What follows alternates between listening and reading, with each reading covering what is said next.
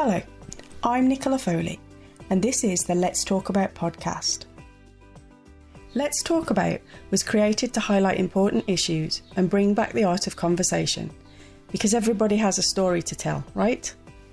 My first two podcasts cover a subject very close to my heart, not only because I have it as a comorbidity of autism, but also because it's misunderstood with a bad rap, and I've always fought for the underdog. Let's talk about ADHD.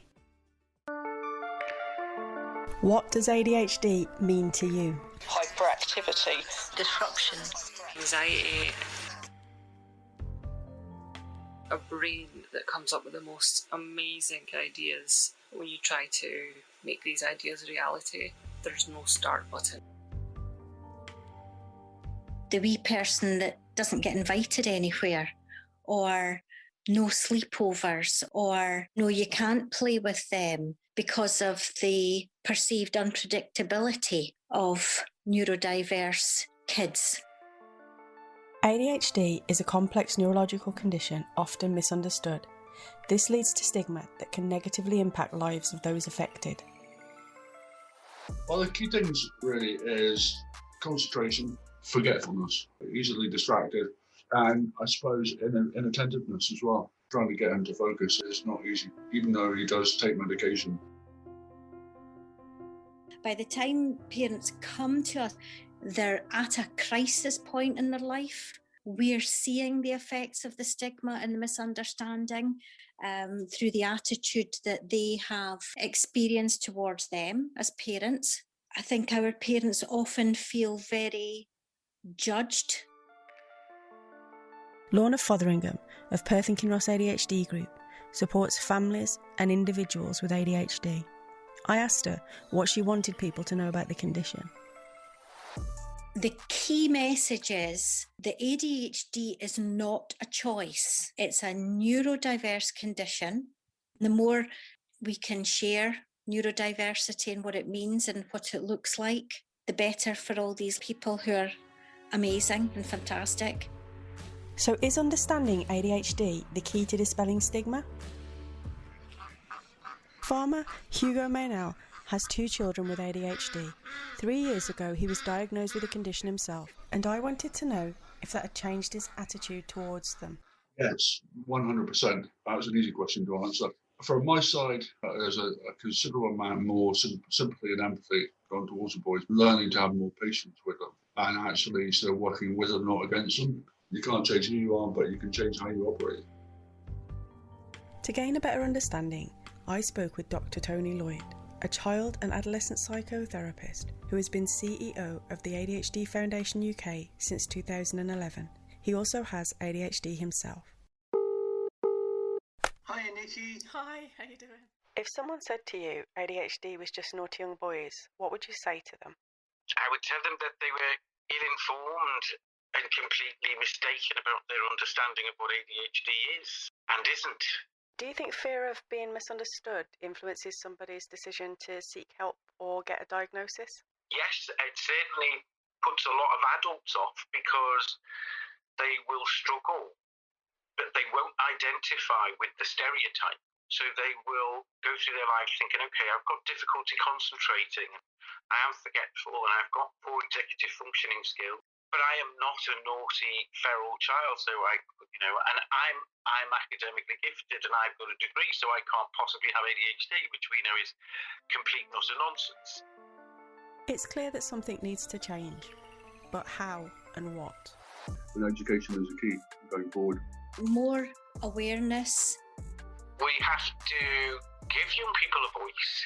We have to educate people.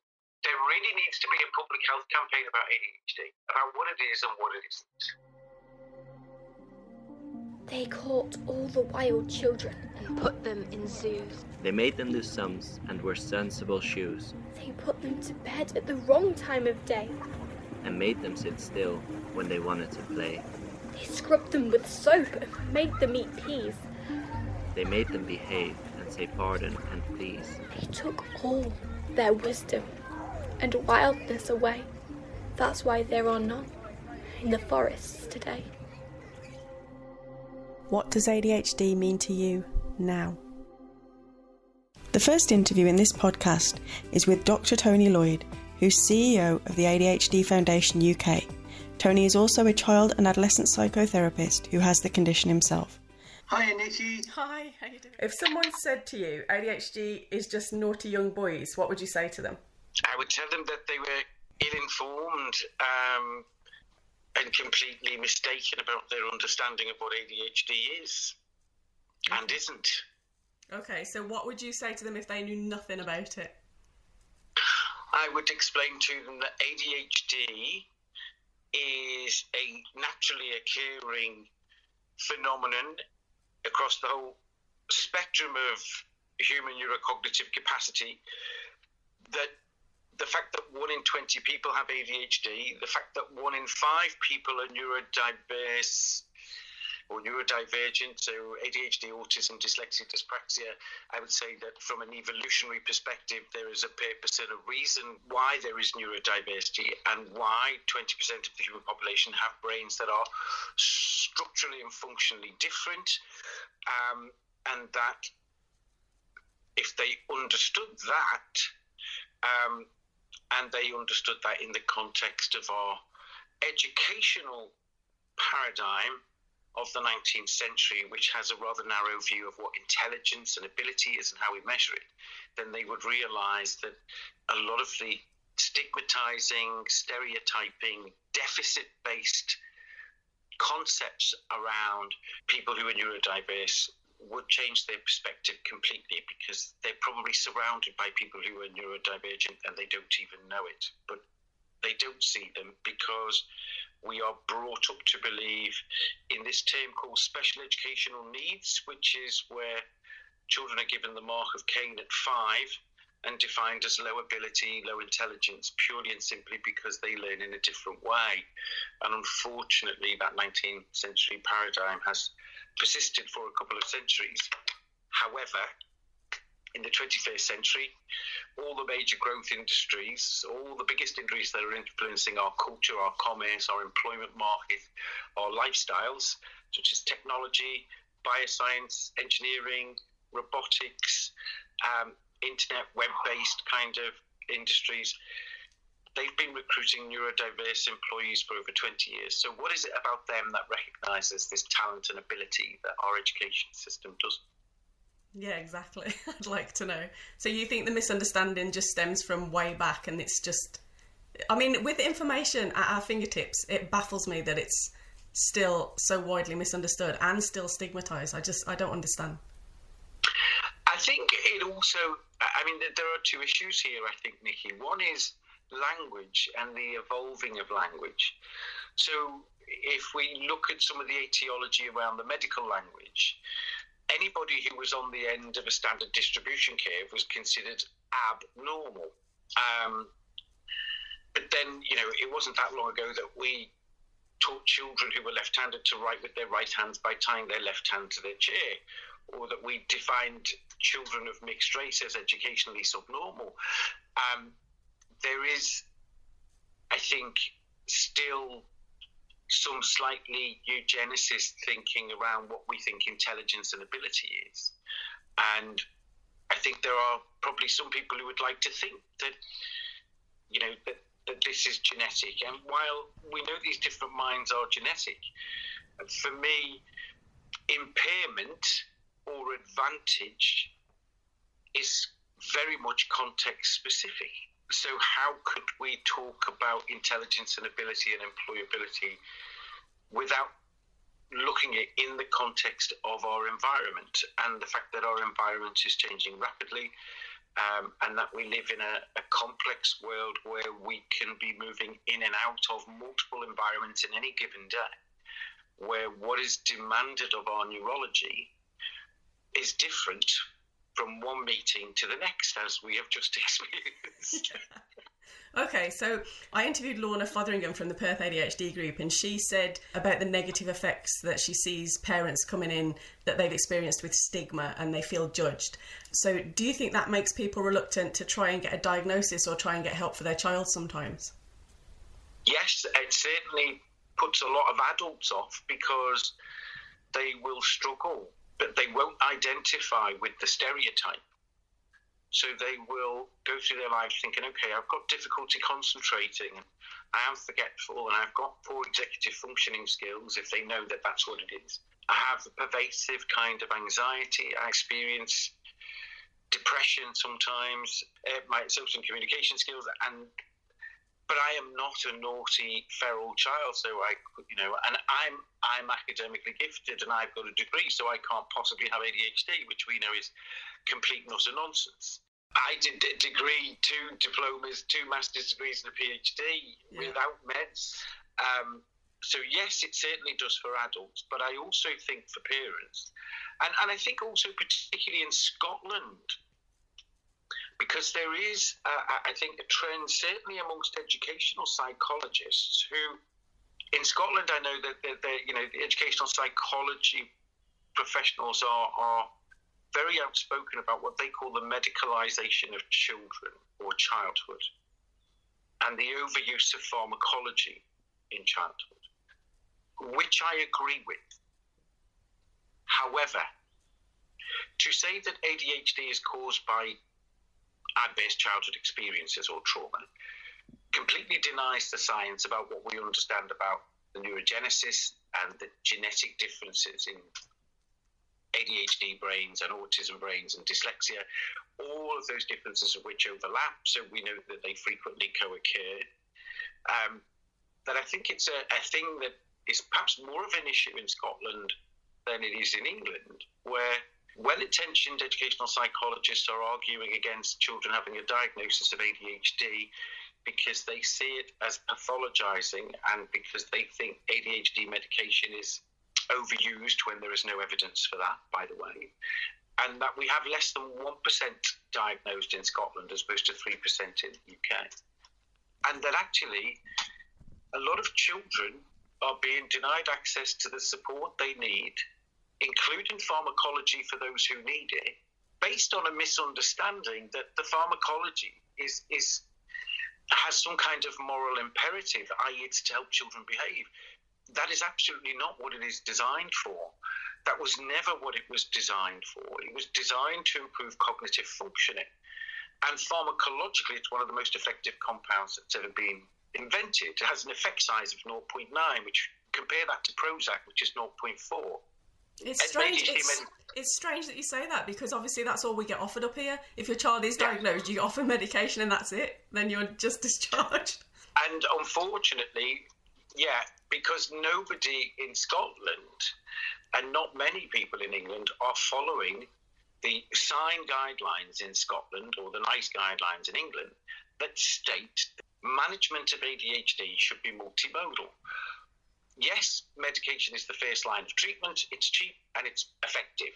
Non-pharmacological interventions, like parent programs that are ADHD specific, not generic parenting programs, have an effect size of about, between 0.2 and 0.4.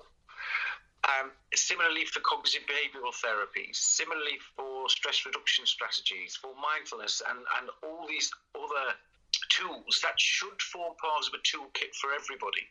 But I think this is an issue about our medical model, isn't it? It's this idea that, there is something wrong with you, and I'm going to give you medication, and I'm treating you for what is wrong with you. I think a neurodiverse paradigm argues that you're not errors of genetics or disordered.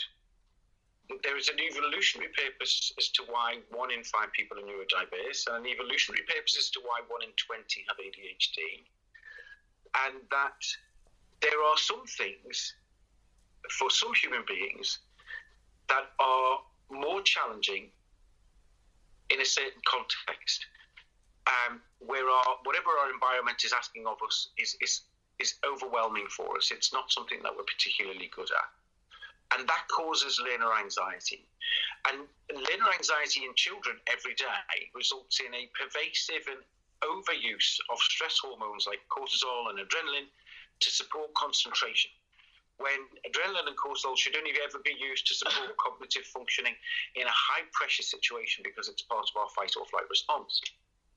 But if as a child you are being called upon every day from the age of 5 to concentrate and sit still and focus and hold lots of things in working memory when this is something that your brain doesn't do as well, it will create pervasive anxiety. You will misuse adrenaline and cortisol, and that will hardwire your brain to be hypervigilant and have a hypersensitive stress response, because in puberty, your brain goes through that major growth spurt where it reflects in this very instinctive, unconscious way on what its environment has been since it was born, and it will program that major growth spurt of the brain in puberty in a way that prepares you for your environment in adult life. And if your experience throughout childhood has been one of pervasive anxiety because your environment is overwhelming you, then your brain is going to be programmed to be in a world that requires a greater degree of hypervigilance and readiness to respond to a perceived threat. Yeah, I relate.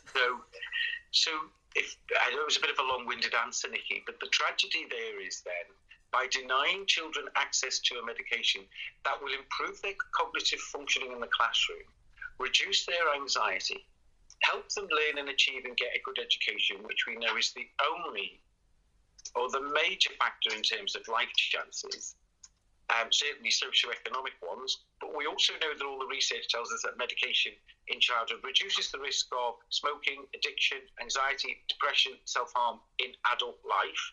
Whether you stop taking them as an adult or not, we know that intervening and offering that support in childhood makes a significant difference to life chances. And what I'd like to say to the professionals in Scotland who deny that ADHD is real, well, first of all, I would say there is an issue of professionalism here for you, because whether you agree with it or not, it's a diagnostic entity, it's in DSM-5, it's in ECD-10, and you are breaking the law if you are telling people it doesn't exist, because you are refuting something that under the Equalities Act you are legally obliged to acknowledge, even if your personal opinion is that it doesn't exist. And the analogy I always draw is, do you wear glasses? Yeah. And if I took your glasses off you, would you be able to do your job? Would you have been able to get through school? No. So the glasses helps to remove the impairment. Glasses are safe. It doesn't mean to say that your vision isn't still impaired, but I'm removing the impairment by giving you glasses. Yeah. And what I'm saying when it comes to ADHD, medication is a very effective tool, but it should never be used in isolation. It is not a cure. It's not a neurological El Dorado. It is one of a whole range of strategies that will enable a child to manage and cope with the demands of their environment. So if we are going to socialise and educate children the way we do, then you're going to have to give them the means by which they can access that education. And if you're not going to do that, then by asking them to go to school every day and follow our national curriculum and be part of this culture that exists within our education system, then quite frankly, I think that's cruel. So there are a couple of options here, aren't there? We train our children's workforce, particularly the education workforce, to understand children and to understand neurodivergent learning, not just the content of the national curriculum and how to get an A grade. We challenge the culture within our school that says these different minds are somehow less than. We challenge the model of measurement where, however we view neurodiverse children, they are always viewed as somehow less than. They are defined by what they cannot do rather than what they can do. And we skill up parents and train parents and help parents understand how to understand and meet the needs of their child and their child's unique neurology. Yeah. I was going to actually ask that because I've got a bit of a controversial question, but it's because it's coming from my point of view as a parent that was undiagnosed and then as a parent that is now diagnosed, and what I've learnt as well. My question was, do you think an undiagnosed parent with ADHD can effectively parent a child with a neurodiverse condition? I would say that if a parent has ADHD, they need, and it's often the case, that people adults learn they have ADHD when their child's gone through the process. The research evidence suggests that it's better for the child if the parent understands and owns their ADHD and learns to manage their own ADHD, because that will improve the efficacy of their parenting. I think parents who can't manage their ADHD will not be able to meet their child's needs. Everybody's still alive. And there is research evidence that suggests that parents with unmanaged ADHD are more likely to have children who develop oppositional defiant disorder. And oppositional defiant disorder is a psychiatric term.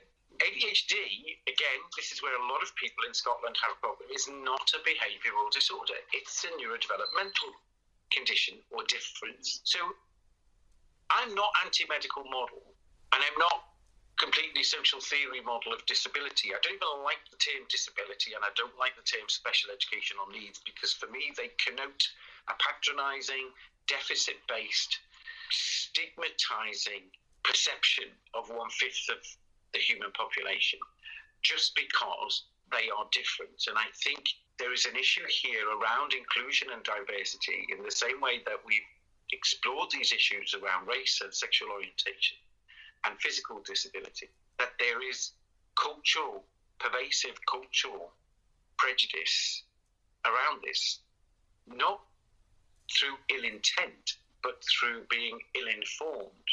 And I think, when adults say to me, I think I've got ADHD, what should I do?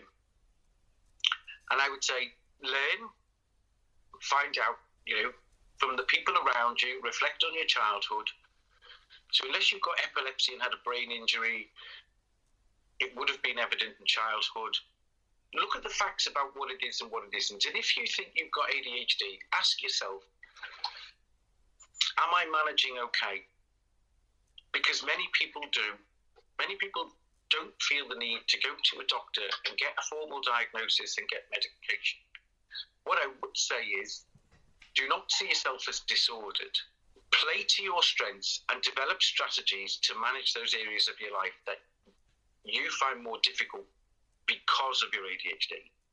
Not because you haven't tried, or because you don't exercise, or you don't look after yourself, or do you know what I mean? Yeah. I'm very concerned that people would hang any of their failures, mistakes, or competency issues on a diagnosis. I don't think that's helpful.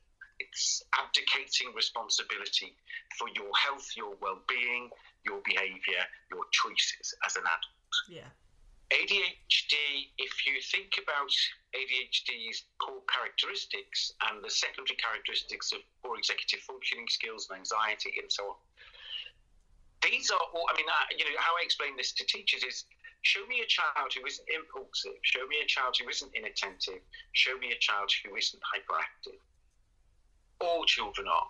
So what makes some children ADHD is when those naturally occurring human characteristics are in a slightly more extreme form and pass a threshold that somebody has decided constitutes a significant degree of impairment to justify the use of the term disorder in medical language.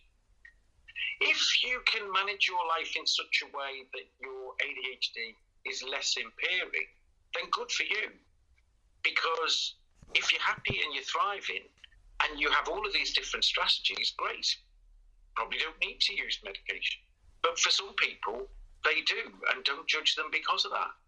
And I don't understand why there is all this ignorance and stigma around ADHD medication, which is only used by less than 1% of the population in the UK, when over 20% of the population are taking antidepressants. Yeah. Yeah. It's about stigma and ignorance and cultural, pervasive myths in our cultural perception of both pharmacology, but also in terms of how we view anybody whose mind is slightly different from ours. Yeah, difference is always scary, I think, in any way, shape or form. I can see why people think like that, but it's not acceptable. Not from my point of view anyway. So do you think adults with the condition are like well supported? I mean, I've got a lot of friends that are adults that have been, there's nothing, is there? Once you turn 18, bye-bye. It's appalling. And it's much worse in Scotland. And again, I think some of this is about this whole thing, particularly amongst the educational psychologists in Scotland, that is so anti-ADHD or says it doesn't exist and it's all about ACEs. I find really unhelpful.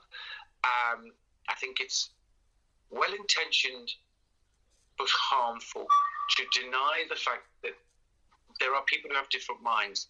We don't deny the existence of dyslexia or autism. And the tragedy there is as well that over 60% of people with autism also have ADHD. So why is that okay? Yeah. Just having ADHD is not. It just defies all logic. And I think it lacks empathy or compassion based on a well-intentioned position point about over-medicalising children or the overuse of pharmacology. 1 in 5 human beings have different minds that are exceptional at some things, but unfortunately within our education system and our educational paradigm and our model of measuring intelligence and ability, which we pretty much defined in the 19th century, that paradigm actually completely excludes 20%. Not because they're not intelligent, not because they're not able or employable, but because their brains don't fit our particular model or concept of intelligence and how we measure it, which was probably a good model in the 19th century when we didn't have technology and the world was very different and the employment market was very different and children finished school at 12. But this is the 21st century and that paradigm is completely context inappropriate now for the 21st century. And evidence of that is, well, industry, even MI6 and GCHQ are now actively recruiting neurodiverse employees because they know that their brains can do things that the 80% of the neurotypical population can't. So what is it that industry sees that our education system doesn't? What is it that the world sees in terms of what it needs and how it progresses and develops that our education system is ignoring? Well, I mean, I think they don't recognise... I mean, having homeschooled my child now for the last few months, given the pandemic, I've realised that it's regurgitating information. He looks at that information, he tries to remember it, which obviously he can't do because he's got ADHD, and then if he can't remember it, he'll fail at exams, he won't achieve. I mean, how is that even... That's not education, that's being like a parrot. That's just remembering information and then regurgitating it. That's not education. To me, education is learning and evolving. Because some people have a notion that intelligence is one thing or a certain type of thing. And the people who are going to, the people who are going to support that paradigm are the people who've thrived in it. Yeah. Well, it worked for me. Just because it doesn't work for you, it's like saying, it's that old adage, isn't it? It's like saying to somebody in a wheelchair, well, just because you haven't got legs. But in an information technology age where everybody has access to every library in the world in the form of a smartphone at the end of their hand, having a good memory is not as important now.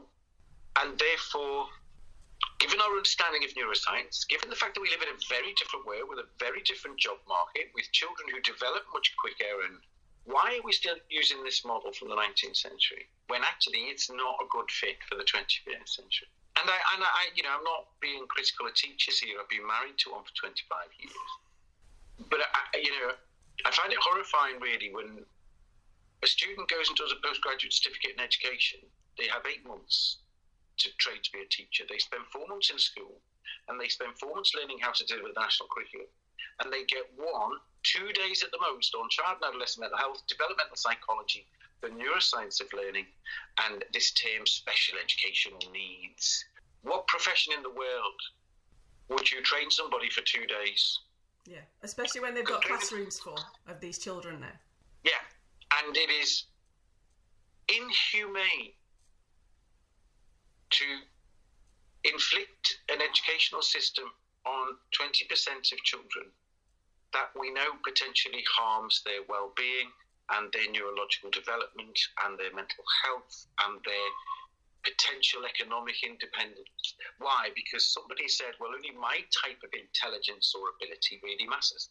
And I'm going to cling on to this because that's what's made me successful. It's got to change because industry, the market, demands it. Yeah. And interestingly, and what is really powerful is I am hearing more and more young people saying, stop saying I've got low ability. Don't put me in the bottom set. Don't call me special needs just because I don't fit your view of intelligence and ability. And then you look at the research, like 35% of entrepreneurs have either got ADHD or dyslexia or both. Who's missing something here? Yeah, totally agree. Based on that, what do we need to do going forward? What is the plan to get this thing changed? We have to give young people a voice. We have to educate people. There really needs to be a public health campaign about ADHD, about what it is and what it isn't. And that then should influence how we train the children's workforce and also how we train primary care practitioners, i.e. GPs, because here's the other thing, there's an economic argument here. We know that undiagnosed, unmanaged ADHD correlates with eating disorders, obesity, increased risk of type 2 diabetes, increased risk of anxiety and depression, which if compounded with trauma can cause bipolar. We know it correlates with increased risk of addiction, self-harm, attempted suicide, economic dependency upon the state. There are 1,000,001 reasons. There's a lot of prisoners as well, isn't there? There's a lot of people in prison. Over 20%. Yeah.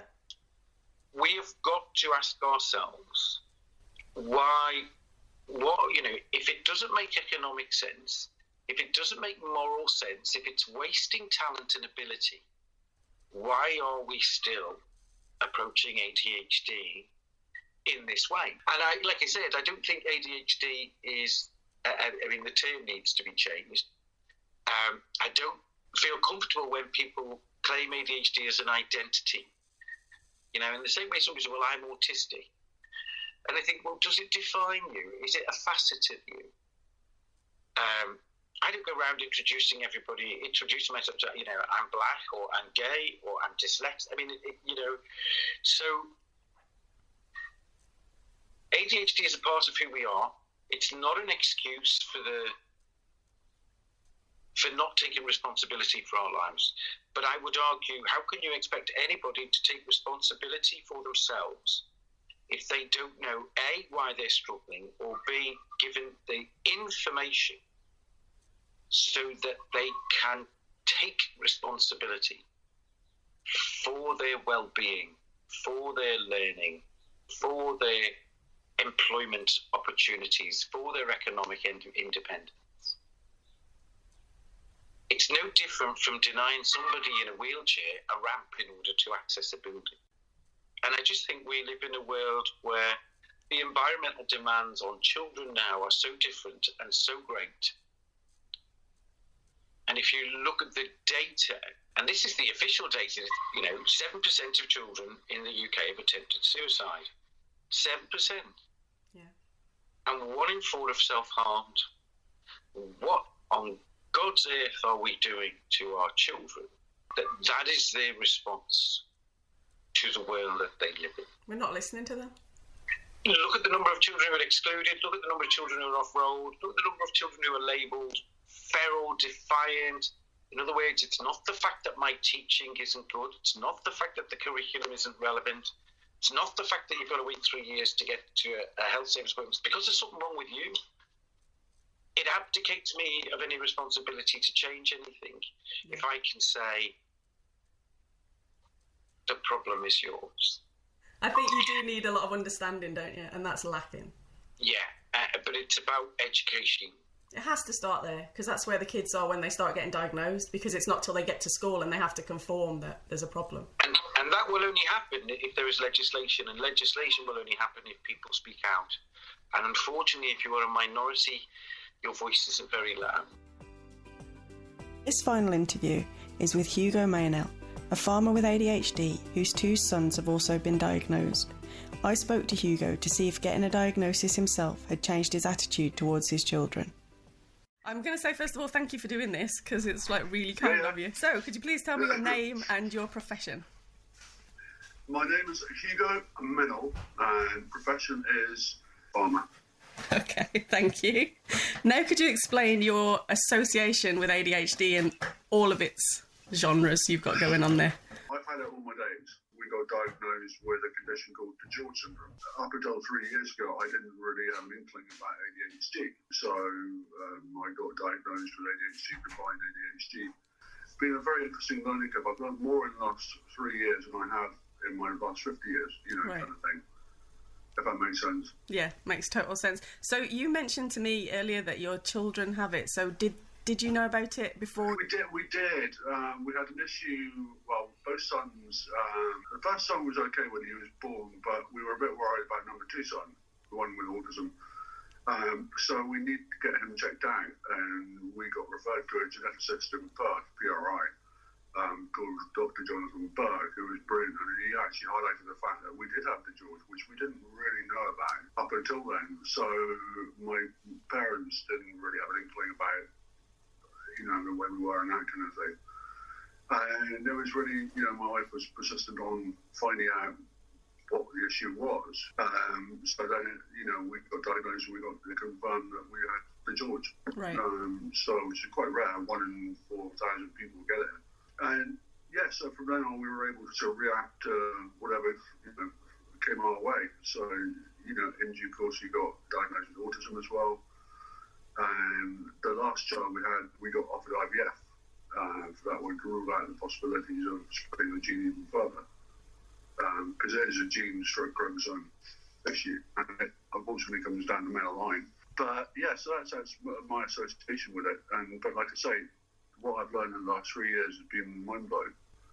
So, retrospectively then, how do you think ADHD has affected your life, or like every condition that you've got going on? I would say massively. Yeah, massively. In a positive or negative way, or both? Both. Right. Yeah. I wouldn't have changed what I've done. And, part of me, half of me says I would have changed, but half of me says I wouldn't have changed. Left hand doesn't know what right hand is doing. Negative, if I start with worst case scenarios, negative-wise, it did have an impact on my relationship with my wife, because she had to deal with the boys and stuff like that, but then she often felt that I was another sort of child, so to speak, because I never thought, I was, I wouldn't say sort of forgetful, but I just didn't do things in the normal conventional way. And but positive-wise, I never sat still. I was always on the go, always doing stuff. But looking back now, I realise all my mistakes and stuff like that. You can't change the clock, unfortunately. You have to move forward. Yeah, and learn from it. And I think as well, so does that, the way you're speaking about it means that you, since you found out you had it, have changed your behaviour somehow? Because when you're saying about your wife, she felt like she had another child, and now you're speaking like she doesn't. Well, I think it's changed my perception on it. It's making me think more things through, more thoroughly. It's making me. I would never say I was never organised or anything like that. I was, I would say I've got my own case of ADHD. I wouldn't say I'm hyperactive or anything like that. Although I work 18 hours a day. But it's very, very interesting because it just makes you think a lot more. Having the knowledge is having the power. Yeah. And having the power just sort of makes you reflect on your past and your past mistakes and just how you can improve on them to get a more rounded quality of life, I guess. So where do you stand personally on like telling your children then? Because I know a lot of parents don't want their children to know until they feel they're old enough to understand it. Well, I think we've always, because we've always had issues with immunology and all that kind of thing, we've always been open with them. We've always told them that, you've got issues. My eldest son, for example, had one kidney bigger than the other kidney at birth. So they put dye in, which basically frizzled that the smaller kidney up. So he is only on one kidney. So he has to have quite regular checkups and all that kind of thing with endocrine. And I suffer from calcium deficiency and stuff like that. And if I know that I don't take my medicine every day, then I feel it, you know. But then equally, I'm trying to install that into my eldest boy. Make sure he gets a message on that one. So we've kind of been as open as we can. Highly frustrating at times, definitely. Hygiene is not a strong point at all. Teeth brushing. Yeah, it's a battle and a half to get him into the shower or even brushing his teeth. But you know, we've always tried to be open, and we've got disabled badges for Louis because he's got no spatial awareness. You know, yeah, openness is the best way. And like I say, I wish I'd known what I know now 10, 15 years ago would have made life a lot easier. Okay, well, bearing that in mind then, as my whole premise of this interview is based on misunderstanding and stigma, it's okay for us to be honest with our children and to make them realise it's okay to have this and there's ways to manage this. Yeah. But the way society sees it, I feel, is quite detrimental, and therefore I think that's why some people don't admit they've got it, and that's why nobody's talking about it, and that's why it's not on mainstream TV, I think. Exactly. I couldn't agree with you more. I mean, if I give you an example from my perspective anyway, I was in employment for about 20 years. I was working for a big growing merchant, which I stopped a couple of years ago to concentrate on the farm. But back then, that was when I didn't even know I had ADHD. But if I'd known that, I would have been a lot more vocal about the issue with HR and my immediate managers, because we operate in a totally different way. And the stigma, if you don't know you've got it, you can't do anything about it. Yeah. If that makes sense. Would you have been worried, though, about any repercussions from that? Would that not have entered your head? Oh, yeah, absolutely. I mean, my life out, I got discriminated against because I was, partly coupled with being deaf as well. I was asking for one particular device for a landline phone to amplify the sound. And I got discriminated against because they felt that I was asking for something which other people could be asking. Stupid little things like that. And not taking the time to spend, there was no empathy. Yeah. Empathy is a key word. And there was just no, we all operate differently. Every human is different. If you've got issues, people should be a little bit more sympathetic, even if it is, not as vocalised as autism. People need to understand their medical history and that kind of thing, and actually appreciate what the strengths are that these characters have. Why do you think people don't understand and try and understand? Because up until the pandemic, I guess, life was too fast. Life was buzzing along at 150 miles an hour. And if you were stuck in a rut with your own issues, you were left behind or lagging behind. I mean, that's kind of what I felt. And it's given people time to reflect on mental health and awareness and all those sorts of issues. ADHD, I do feel, is paramount to this because the ratio of people who've got it is much lower than the George. I say 1 in 4,000 for the George. I don't know what it is for ADHD, but you think of the prison service, you think of kids at school. Back in the day, it used to be on the naughty step because you're hyperactive, and I never thought anything more of it. Nowadays, people are more in tune with it, but when you're an adult, that's a different ballgame altogether, because adults often don't want to admit they've got an issue. Yeah. They hide it, they disguise it, and stuff like that, and they try and do the best they can. But in my opinion, it's better to be honest about it and just say, listen, I'm struggling, or I need some assistance. Yeah. Yeah, and 100% if employers agree. don't understand, and I think employers need to be a little bit more sympathetic. If you put a person in the right environment and actually work with them to get the best results, you'll get a far better end result.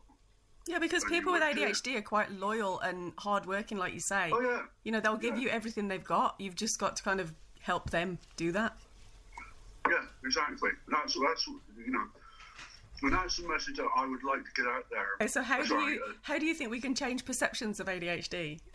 It's not going to happen overnight, that is for sure. But I think they all talk about mental health and awareness to mental health, okay, but they don't talk about specific, sorry, are you feeling all right to your next door neighbour? Yeah, they need to vocalise the issues a lot more. I mean, one of the things I would love to be able to do is get more support counselling for adults with ADHD. If you've got children with it as well, and you're struggling as a parent to deal with your children, then it's going to be even harder for you as an adult to A, even find out if you've got it, and then B, trying to deal with it. Exactly, 100%. It's very difficult for an adult, from a 25-year-old up till whenever. Yeah, I mean, you're kind of forgotten. That's it. Bye-bye. Catch you later. I think that's the only similarity with autism, isn't it? That's the same thing. As soon as you hit that adult stage. Children, if you get a label early doors, you are on a much more straightforward course because you know there's help there, that kind of thing. Yeah. I don't take medication for my ADHD because I feel that I'm self-teaching myself to understand it more and just take more time. Luckily, I'm not hyperactive. Well, my wife might think differently, but that's a different story. But I feel there's a lot of ethics in line of thought of nature and stuff, and I love what I do, and I find that calming. It's all about the calming, relative calming, creation of a calming environment really for adults. But how you get the message out there that is a very difficult one. I really, that's what I'm trying to work on at the moment. And education is a key going forward. Yeah, 100% agree with that. Kids with ADHD and young adults with ADHD love being outside and love kind of jobs where they can be given a task and then complete the task there and then, and it's not something that takes... They get a reward as well. Yeah, get the reward for it. Yeah, totally. And also it's just that you're like a massive role model because you are somebody positively dealing with ADHD. You've got like all these conditions, but you're still achieving in life, and I think that's hugely important for them to see because so often it's people that are failing in life or people that are in prison or Yeah, exactly. But it's also it's looking after the carers of these guys as well. That's where I'm a firm believer in that as well. So it's giving parents a bit of a respite. I think that's actually why the ADHD group in Perth is so unique. Because I've been to so many support groups with all the various conditions my son has, because he's got Tourette's and all sorts. And I think none of the other groups actually support the parents in the way that Perth ADHD does, which is so short-sighted. Yeah, I think more needs to be done for the parents. One of the things which I'm really wanting to achieve, both for kids and both for adults as well, is get an app, a really cool app for the phone, which... I don't know, the idea is there, but getting it from A to B is different. But it's making it more user-friendly so that they can write notes down and they flash back up, so they don't forget. Yeah. Take notes, do this, do that kind of thing. Very simplistic, but I think more needs to be done for that. When you're in the workplace, it's just, and even HR, getting HR to tune into the app as well. Yeah. And saying, do not forget your meeting, whatever, because you know what it's like. We tend to forget. Well, we don't always forget, but a lot of people tend to forget. Most of the time. But if you had an app, which I'm thinking of where I used to work, you do remember you've got a meeting. You do remember you're meant to see this guy and that kind of thing, and we want a monthly report, that kind of thing. It would be a massive bonus. I think that's maybe why it gets harder for adults with ADHD as well, because as a child, you've hopefully got parents doing that for you. And then the second that support's gone, it all goes to pot a little bit as an adult because you can't pay your bills and you can't do all that stuff because you literally forget. Children are one thing, but adults are another thing, and more support needs to be done for adults who function normally but run families and stuff like that. More needs to be done on that angle. Definitely. Yeah, I think they do need more support. Even just parents that don't have the condition themselves but are supporting children could use a bit more support. I think professionals probably need to get on board a little bit as well because, like, you seem to have had a really good sort of person at the hospital that diagnosed you. But I think some parents have a fight for that and have a fight for kind of just finding somebody that will acknowledge... I went privately. Right. In the end, because I couldn't get an NHS, but because of my condition, the psychiatrists at the NHS now are less inclined to offer me medication because of I've had open heart surgery and they don't want any conflict and stuff like that. And I actually find I'm quite cool with that in a way, because having learned what I've learned, it's made me appreciate that if I do feel myself getting stressed, I just kind of count 10 and just sit back and think it's not in the world if it doesn't get done. There's my postman. On which note, we'll probably leave it there if that's okay with you. Yeah, no worries. Thank you so much. Okay, bye. Bye. This podcast was brought to you by Nicola Foley and Buzzsprout. Music and sound effects from Zapsplat and Adobe.